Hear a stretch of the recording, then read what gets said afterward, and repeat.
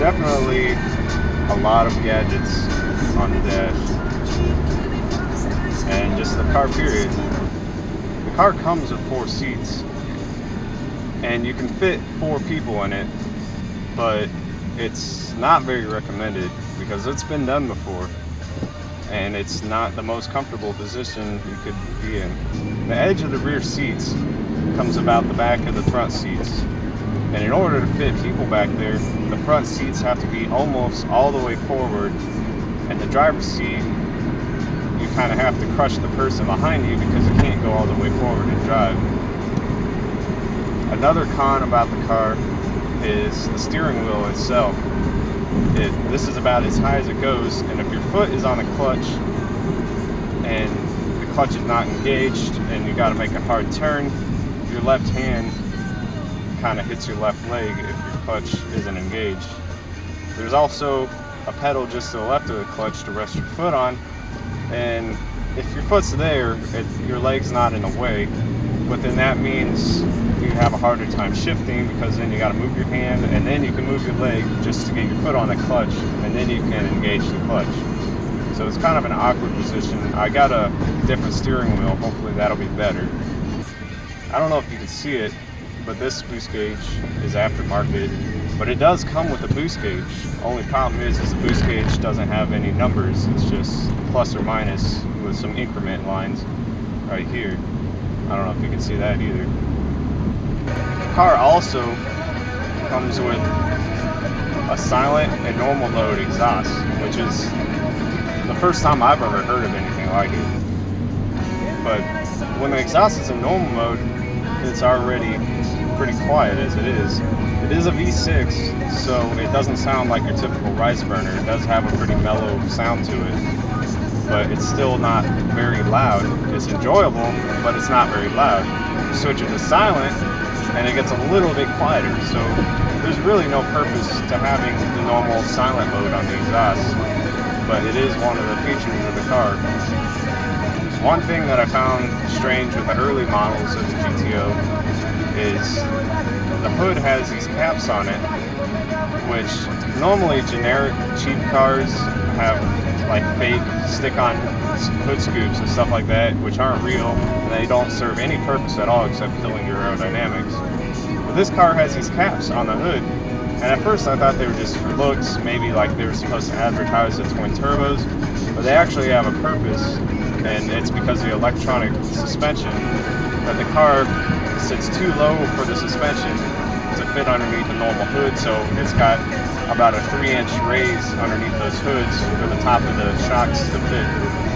But the thing I didn't like is that they thought of the design of the hood after they put the shocks in, and they just wanted to cut their losses, cut a hole in the hood, and then put these plastic caps on it. The later models, they don't have the caps anymore. They actually shape the hood in order to fit the shocks underneath it, which is nicer.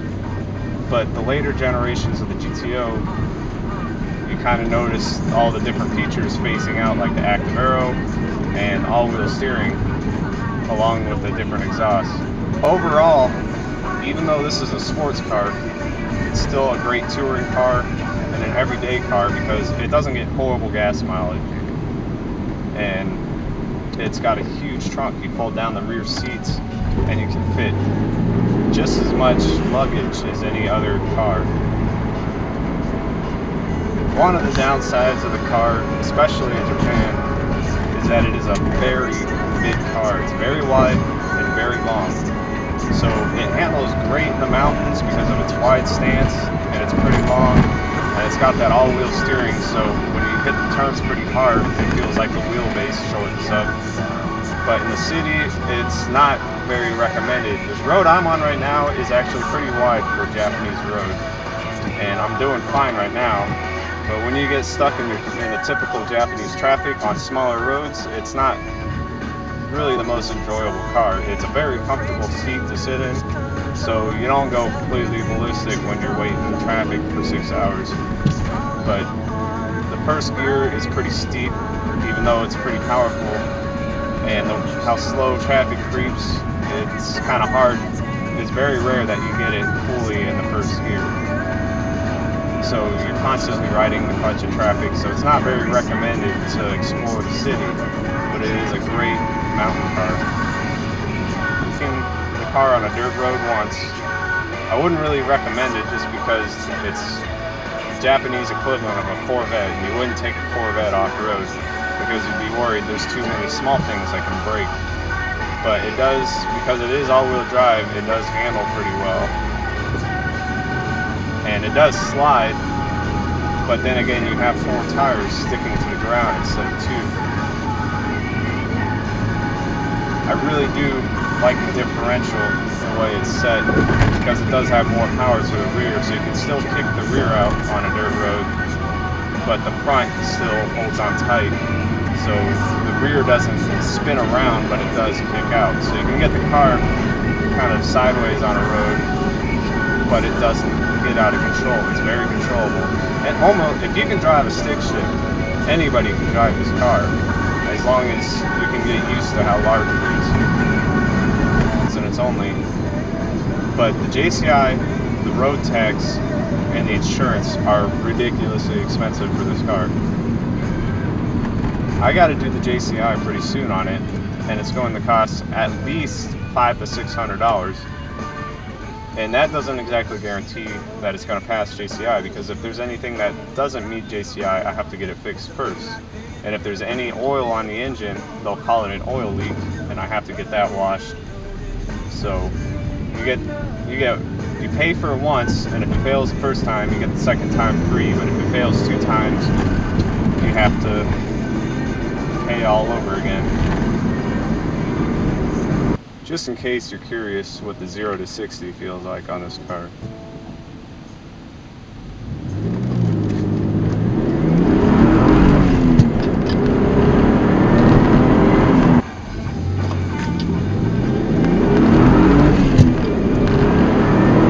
I got the suspension on sport mode now,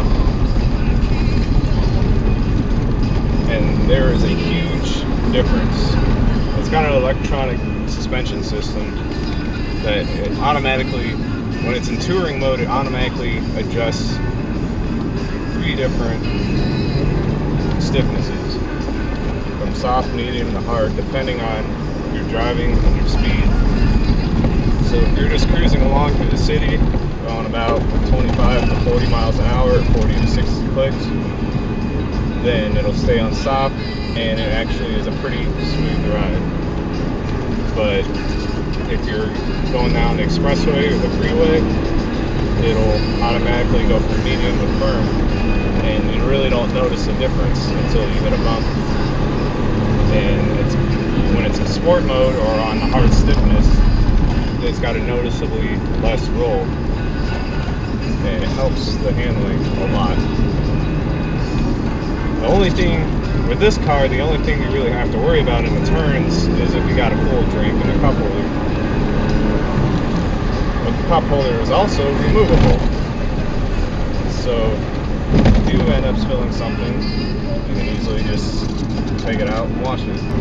The all-wheel steering is definitely a different feeling.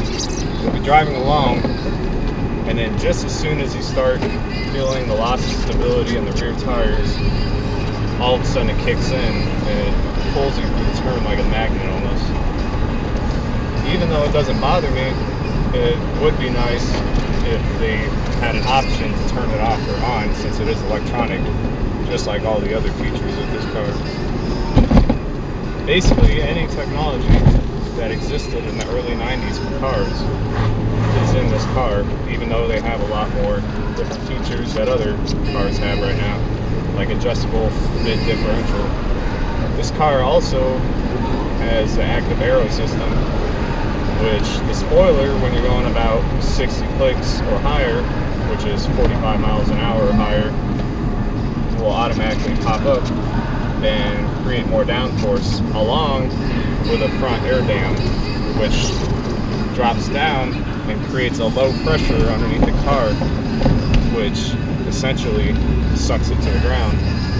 I really didn't expect too much quality from Mitsubishi, but one thing I did like when I was replacing the front speakers, because they were the original speakers that came with the car, and you know how those get when they're old, is that Normally doors have those little plastic tabs that hold it on.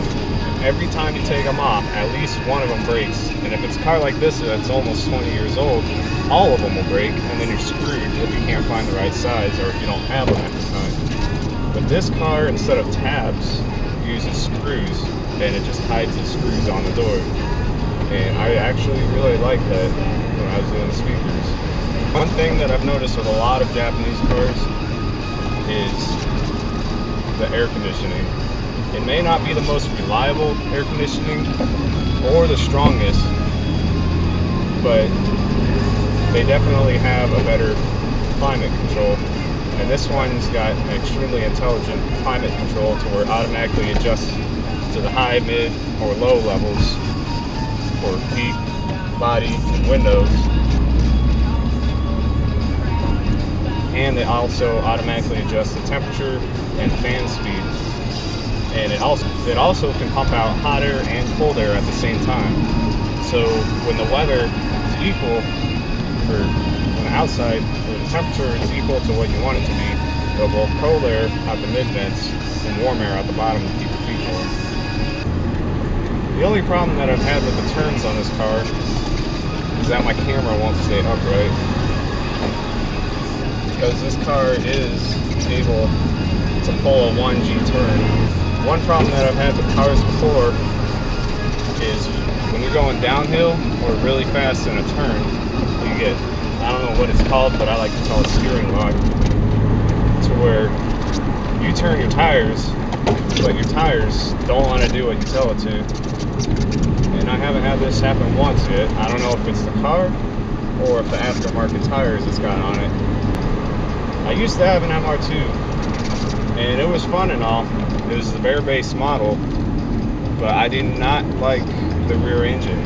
And this car is a front engine, and the MR2 was a rear engine, rear wheel drive. So it was a front wheel drive engine in the rear of a car, kind of like a Porsche, but I didn't really like it at all, because you would go in the turns, and because there's no weight in the front of the car, your tire would get what I like to call steering lock. So you would go into the turn your tires, but your car would still go straight because the front tires are sliding, because there's no weight or downforce on the front of your car. So as this mountain road nears its end, I just want to conclude my review of the 1991 Mitsubishi GTO as a pretty fun car to drive, very comfortable, and great handling. Not exactly the fastest car in the world. It definitely doesn't have the low end, and the mid-range is pretty powerful. That's where it gets all of its powers, in the mid-range. But I wouldn't pay the asking price for when it originally came out. It originally came out at about $30,000 to $40,000. But I don't really see this car being worth $30,000 to $40,000 brand new. But I paid $22,000 plus $500 plus that I'm going to have to do with JCI. So in all, by the time I'm done with it, I'll be paying about $3,000 to maybe $4,000 for it. And that's definitely a reasonable price for this car.